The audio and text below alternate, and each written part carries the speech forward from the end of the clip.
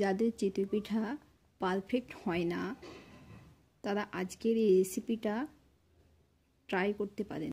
আজকের রেসিপি ভাতের চালের গুঁড়ো দিয়ে নরম তুলতুলে পারফেক্ট চিতই পিঠা। যাদের চিতই পিঠা পারফেক্ট ফুলকো ছিদ্রযুক্ত হয় না তাদের জন্য রেসিপিটা। আপনারা পুরো ভিডিওটা দেখবেন, স্কিপ করবেন না। স্কিপ করলে অনেক টিপস অ্যান্ড ট্রিক্স বাতিল পড়ে যাবে। কিভাবে আমি বানিয়েছি সেটাও আপনারা দেখতে পাবেন। এই রেসিপিতে আমি A to Z সমস্ত টিপস অ্যান্ড ট্রিক্স শেয়ার করেছি, আপনারা অবশ্যই দেখবেন।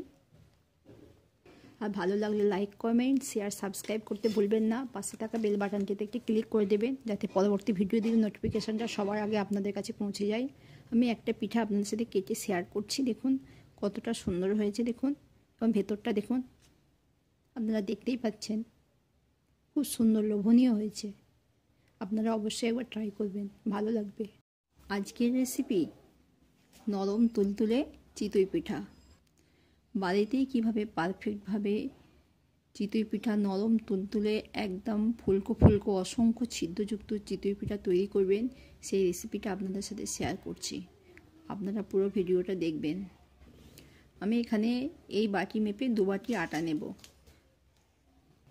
আমি এই যে চালের আটাটা নিয়েছি এটা আমি বাড়িতেই বানিয়েছি। ভাতের চালকে, আমরা যে ভাতের চাল খাই সেই চালকে আমি ভিজিয়ে নিয়েছিলাম। সেই চালকে ভিজিয়ে গুঁড়িয়ে শুকিয়ে নিয়েছি। এই 2 বাটি চালের আটা দিলাম। আমি ওর মধ্যে লবণ দেব। এটাকে ভালো করে আগে মাখিয়ে নেব। এবার গরম জল দেব। আচ্ছা, এখানে বলে রাখি গরম জলটা খুব গরমও করবেন না, খুব ঠান্ডাও হবে না, ঈষৎ উষ্ণ গরম জল দেব। আর গরম জলটা কতটা লাগছে সেটা আপনাদেরকে পারফেক্ট বলে দেব। আমি এই বাটি মেপে 2 বাটি আটা নিয়েছিলাম, 1 বাটি জল দিলাম। এবার একটা হ্যান্ড ব্লেন্ডার দিয়ে আমি একটু ঘুলে নিচ্ছি। আপনারা পুরো ভিডিওটা দেখতে থাকুন।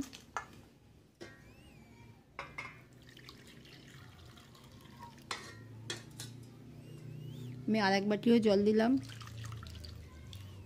আবারও ভালো করে গুলে নেব।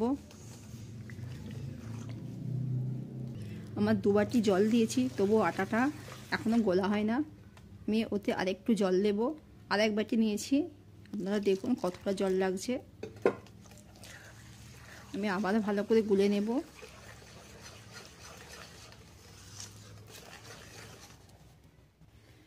দেখুন আমি এইভাবে গুলে নিয়েছি। আমি 3 বাটি জল নিয়েছিলাম, একটু কম 3 বাটি জল লেগে গেছে। এবার আটাটাকে চাপা দিয়ে 10 মিনিট রেখে দেব। তার মধ্যে আটার মধ্যে যদি কোনো সুজি ভাব থেকে থাকে সেটাও নরম হয়ে যাবে, আটাটা একটু ফুলবে। আমি 10 মিনিট পরে ফিরে এসেছি। দেখুন আমার ব্যাটারের ঘনত্বটা দেখুন। এই চালের গুঁড়ি দিয়ে যদি আমরা শুধু চালের গুঁড়ি দিয়ে যদি চিতই পিঠা করি তাহলে কিছুক্ষণ পরে সেটা শক্ত হয়ে যায়। আমি সেই জন্য এখানে 5 টেবিল চামচ ময়দা নিয়েছি। 2 বাটি আটা নিয়েছিলাম, 5 টেবিল চামচ ময়দা দিয়েছি। তাতে অনেক নরম তুলতুলে সফট হবে। আপনারা চাইলে এটা স্কিপও করতে পারেন বা চাইলে দিতেও পারেন। দিয়ে আবারও ভালো করে গুলে নেব। দেখুন আমার 3 বাটির একটু কম পানি লেগেছিল। এই যে বাকি পানিটা আছে এটাও আমি দিয়ে দেব। আমার ঘনত্বটা খুব গাঢ় হয়ে গেছে, একটু পাতলা করতে হবে।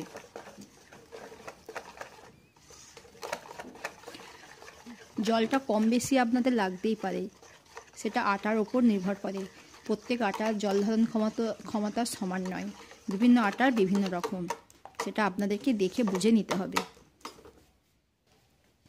আপনারা ব্যাটারের ঘনত্বটা দেখুন, এই রকম হবে, খুব পাতলাও হবে না, খুব ঘনও হবে না, এরকম একটা ব্যাটার তৈরি হবে। আপনাদেরকে দেখে বুঝতে হবে। আমি এরকম একটা মাটির পাত্র নিয়েছি, গ্যাসের চুলাটাকে জ্বালিয়ে দিয়েছি। এবার এটা দিয়ে ঢেকে দেব এরকমভাবে। আপনারা দেখতে থাকুন। আমি পাত্রটাকে গরম হতে দিয়েছি। দেখুন আমার পাত্রটা গরম হয়ে গেছে। এবার ওর মধ্যে ব্যাটারটাকে দেব। দেখুন আমি একটা বাটি নিয়েছি, সেটা মেপে দেব।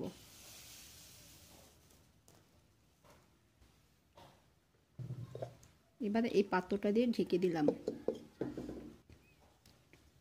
আমি এবার চাপাটা খুললাম। দেখুন আমার কত সুন্দর ফুলে উঠেছে এবং অসংখ্য ছিদ্র হয়েছে। দেখুন কত সহজেই উঠে গেল। আপনারা দেখতেই পাচ্ছেন অসংখ্য ছিদ্র হয়েছে এবং ফুলে উঠেছে, ফেটে যাবে এবার। আপনার পেছনটাও দেখুন এবং কত সুন্দর একটা সুঘ্রাণ বেরিয়েছে, মাটির পাত্রে তৈরি হচ্ছে। আমি আবারও একটা দিয়ে দিলাম, পাত্র দিয়ে ঢেকে দিলাম।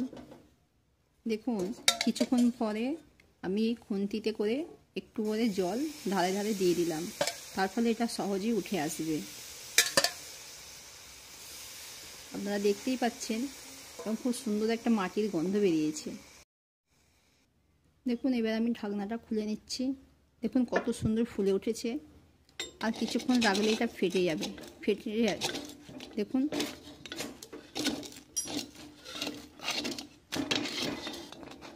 আপনারা দেখুন কত সুন্দর ফুলে উঠেছে, ফাট ধরেছে এবং ছিদ্রও হয়েছে। এখন আমি আবারও একটা করে নিচ্ছি। এভাবে আপনারা সবগুলোকে বানিয়ে নেবেন। কত সহজে আমার উঠে গেল। আর সব চিতই পিঠাগুলো হয়ে গেছে।